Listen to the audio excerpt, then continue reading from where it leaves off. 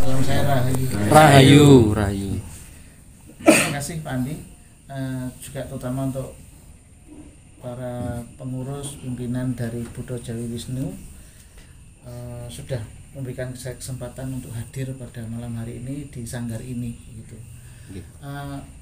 Jadi terkait dengan keberadaan saya di sini ini adalah terkait dengan kegiatan dari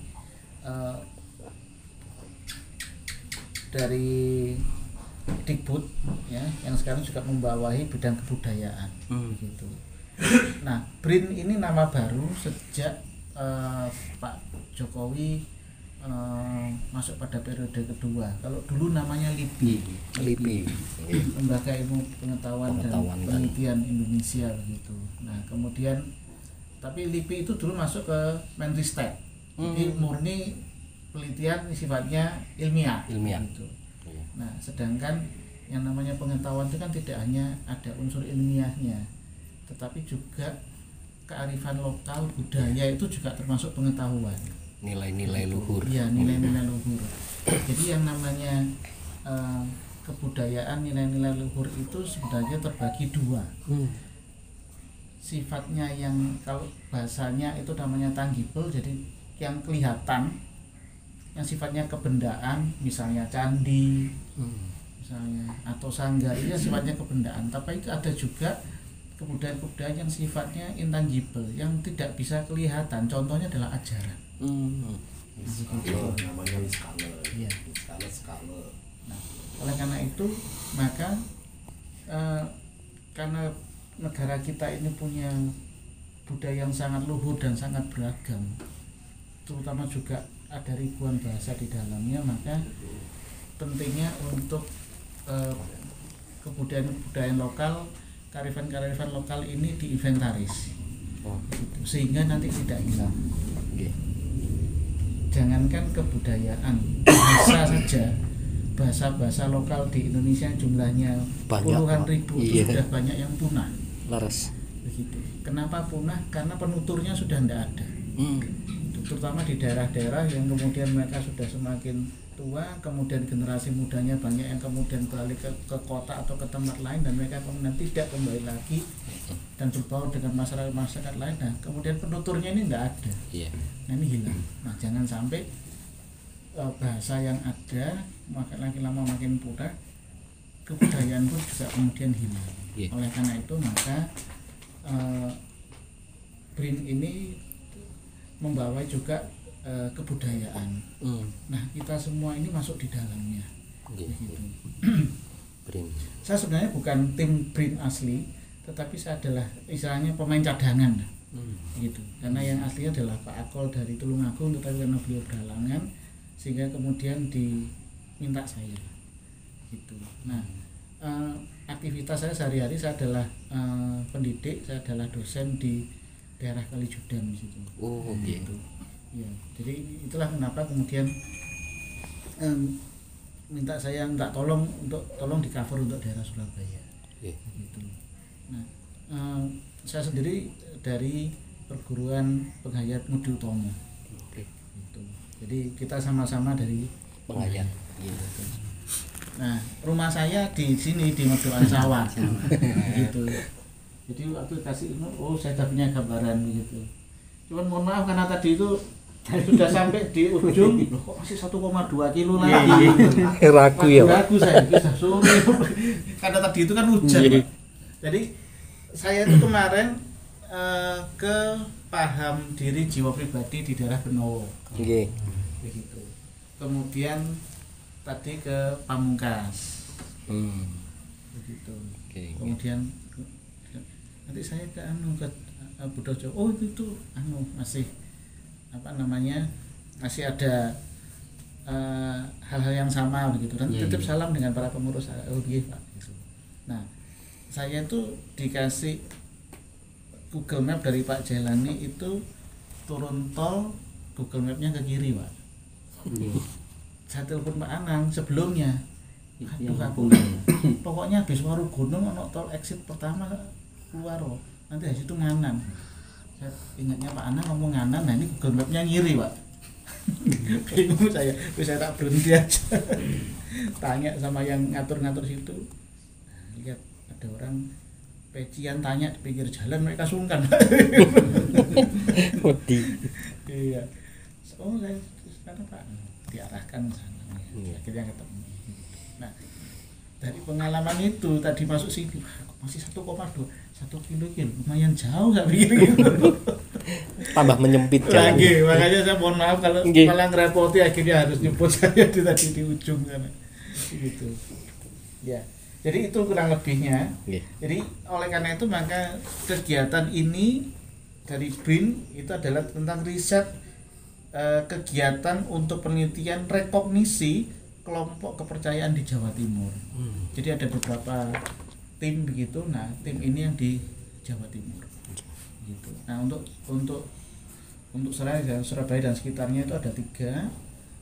Jadi paham diri jiwa pribadi, kemudian dari Pamungkas, dan kemudian kelompok dari Buddha Jawi Wisnu ini yang mendapatkan kehormatan untuk apa sebenarnya? Ini nanti akan tercatat di dalam ensiklopedia kebudayaan Nusantara. Gitu.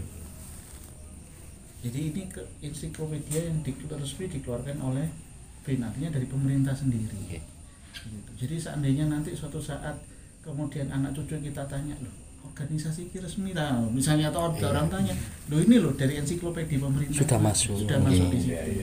Begitu. Jadi ini satu kehormatan Pak. Begitu. Karena dari ratusan kelompok ini yang terpilih Pak. Begitu. Makanya tujuan kami ke sini adalah untuk mencari data sehingga nanti data itu akan masuk di dalam yang namanya ensiklopedia. Gitu. Update. Nggih. Sebelumnya sudah pernah masuk Pak ya? Sudah di Lipi ya? Belum, ya, saya pernah baca itu. Iya, gitu. Jadi saya masalah satu tim penulis untuk Ngudi Utomo, terakhir itu untuk Lipi. Jadi itu awal-awal pandemi gitu. Tapi terus kemudian Lipinya dibubarkan jadi BRIN.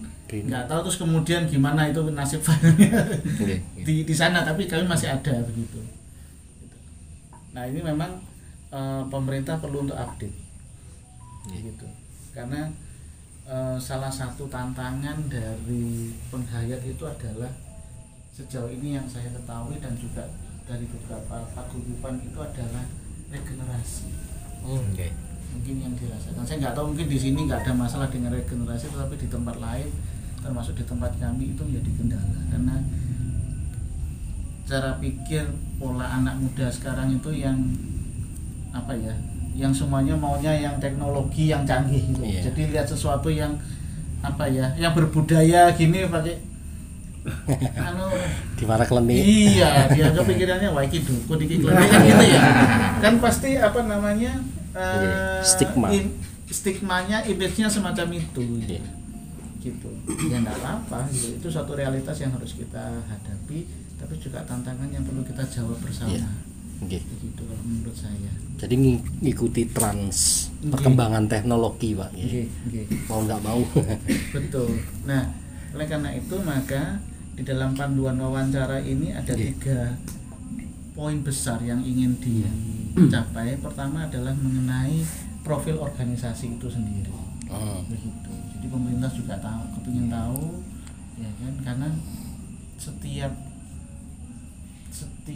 penghayat itu organisasi atau paguyuban pasti punya ciri khas masing-masing, tetapi ada satu benang merah yang sama.